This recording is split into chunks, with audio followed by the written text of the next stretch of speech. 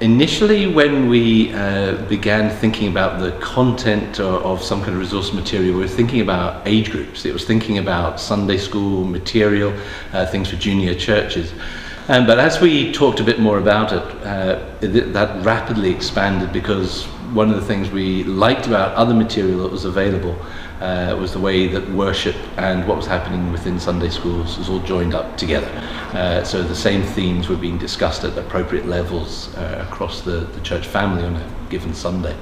So what we produced is material that's for the whole church. So there's worship ideas there's Bible notes. There are ideas split into different age groups for junior churches, Sunday schools, and there are teenage discussion materials as well. And that's evolved through the issues, and we've added different parts as people have fed back to us what they'd like to see in the materials, and as we think about how we're using the materials ourselves. We make quite a draw on the all age parts of Spill the Beans, and there are two layers to that. So we generally expecting in most churches that all ages will gather at some point in the service. Now, some churches that's at the end of the service, some it's at the beginning. So there are ideas there for activities that will engage with all ages, which might be just even a few questions that will get people talking in groups in the pews about something relating to the theme.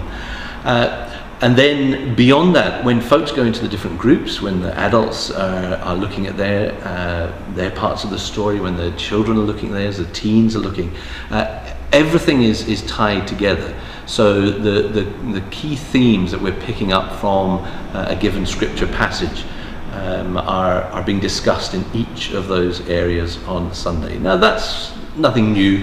Different resource materials do the same thing, but it is very important, and we think it's a real benefit for the whole of the church family to be doing that.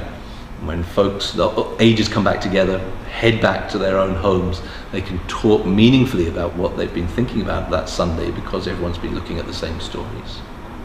The first pilot, we hadn't specifically marked what thing would be appropriate for what age. We had kind of just produced a whole mass of different ideas, and feedback that came back to us immediately was it would be great to have some guidance on what level is appropriate for different groups. So we're quite careful to think that through and to think about what would be appropriate for one individual group, or for a couple of groups, or for all age groups.